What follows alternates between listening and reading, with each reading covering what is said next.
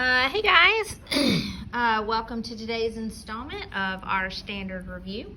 So I am going to go through this. We've moved from reading information or informational text into reading literature. So where informational text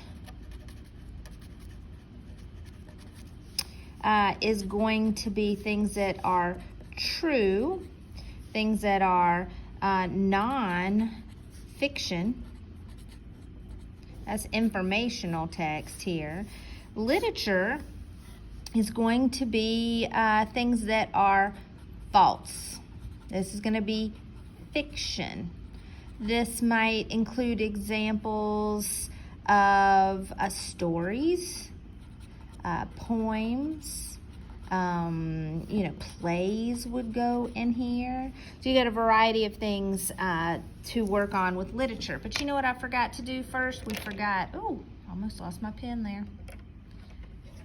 I forgot to read our standards. So we are doing reading for literature, and that's what we'll be concentrating on. This is going to be fiction with stories, poems, plays, that kind of thing. It is the opposite of our informational text, which is our nonfiction. And let's read our standard. Cite the textual evidence that most strongly supports an analysis of what the text says, explicitly, as well as inferences drawn from the text. So this is for me, a challenging standard, and I'll explain that later, or maybe a little bit better toward the end after we go through it. So let's just go through this like we've been doing our close reading. So cite, find, quote, look for. That's their cite, the textual evidence, and this is what we've been kind of going through.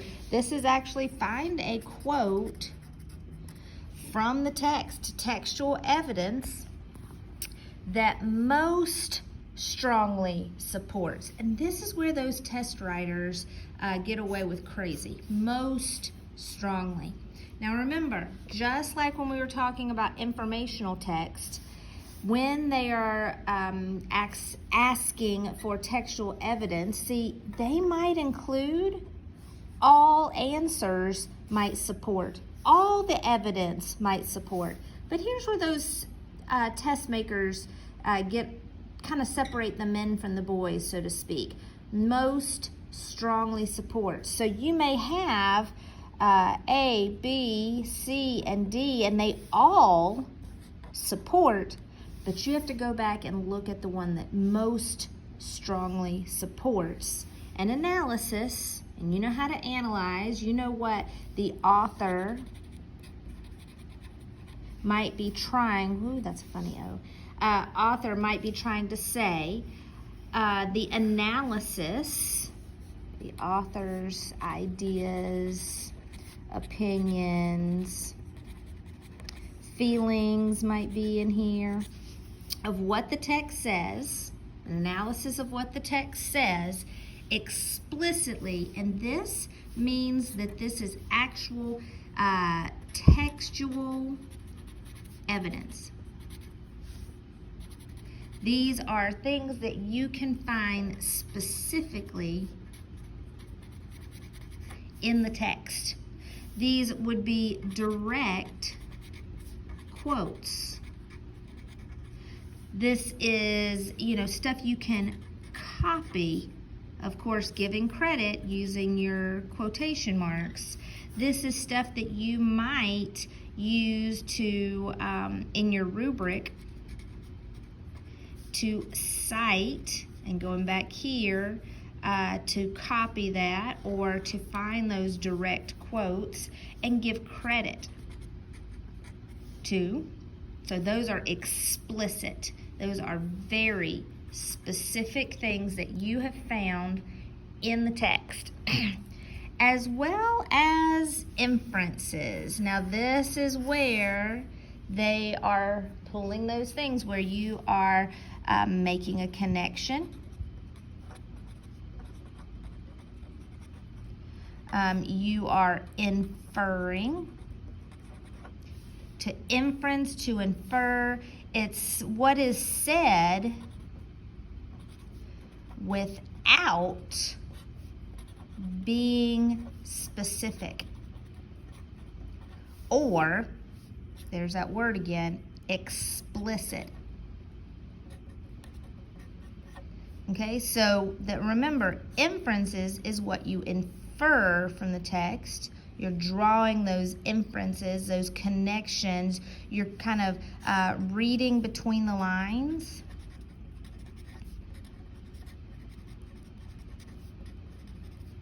A lot of times, and we'll talk about this later, but you infer the tone.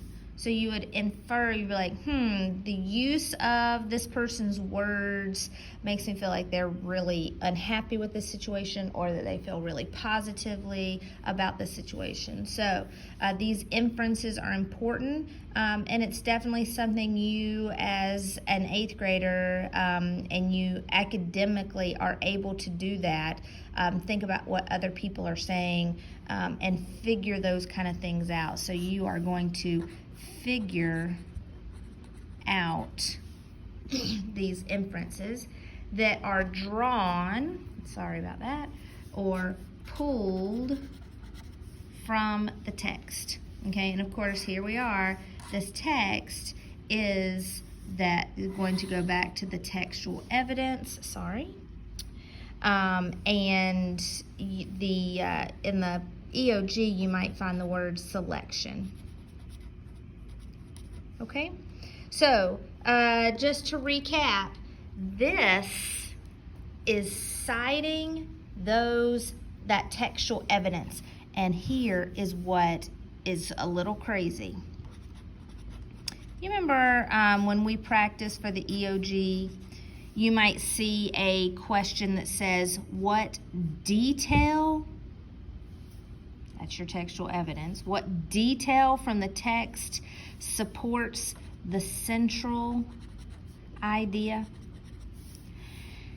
They're not asking for the central idea. Remember that question? And that might be an answer. The central idea might be an answer. They are asking for the detail. So make sure you are reading those questions, and when you see that question that says, what detail from the text, that is this standard. Cite the textual evidence that supports, see, here's your central idea. See, it's right in there in the text. So I always warn students to make sure that they are looking for the detail and not the central idea. So I hope you have a great day. I hope this was helpful, and I hope you enjoy your day. Maybe get outside and do something. I'm going to have a funny little assignment for you coming up maybe Thursday, so it'll be optional. But give it some thought. I hope you have a great day, and I look forward to seeing you soon. Don't forget, 10:30, we're doing a meet.